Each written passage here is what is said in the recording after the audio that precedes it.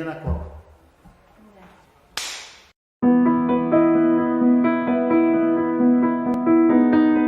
Казвам се Йорданка Василева Петрова, на 61 година съм.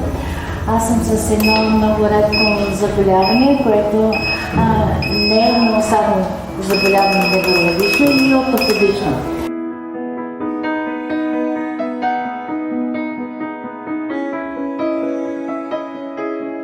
И разбрах тук за тази болница и дойдох в много окаяно състояние.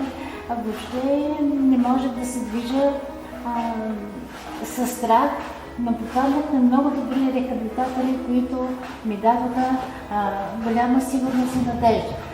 И много добре се справят с работата. Ето, аз сега се движа много добре на пътеката и имам много добри резултати. Благодарение на моите рехабилитатори, които ме поеха, това е Надито и Петър, много добре се обичат работата и се справят много добре с всички пациенти в болницата. Това рядко генетично заболяване, за което говореше Йорданка, всъщност се нарича миопатия и е вследствие на генетичен дефект. Но при нея има още няколко придружаващи заболявания, като едно от тях е всъщност полиартрозата. В случая това, което се има предвид под полиартроза, е, че са засегнати повече от една стави, които са износени в тялото.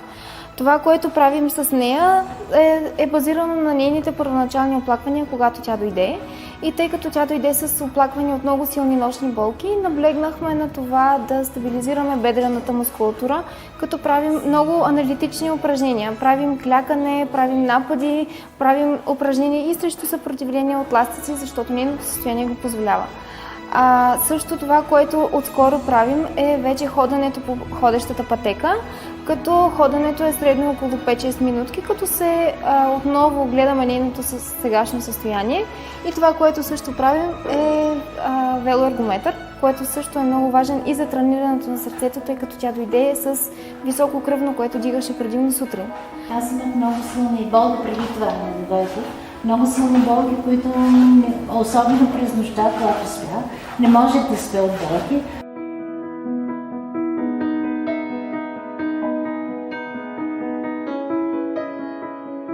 Това, което постигнахме вече като резултати, е нейната стабилизация на походката, нейната стабилизация и на позата от седеш и стоеш, както и нейното спокойно качване и слизане по стълби, тъй като тя дойде и с много силен психоемоционален стрес, който е провокиран от нейното състояние.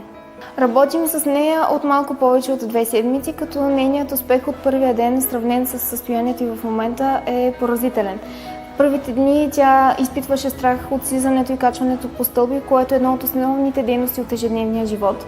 Изпитваше затруднения и отново този страх, за който споменах по-рано, при ходенето дори по гладки повърхности.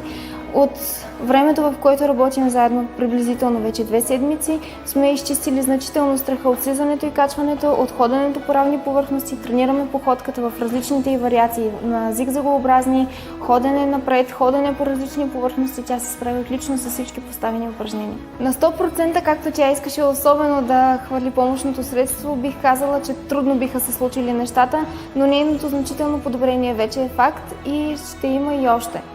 Всичко зависи обаче от упоритостта и от доверието на пациента към терапевта, а в случая връзката, която изградихме една към друга, е силна, така че ще има и по-добри резултати.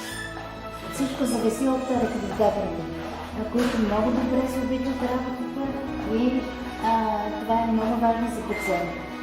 Защото който не се обича работата, няма никакви резултати. Това се случва при мен. Това е.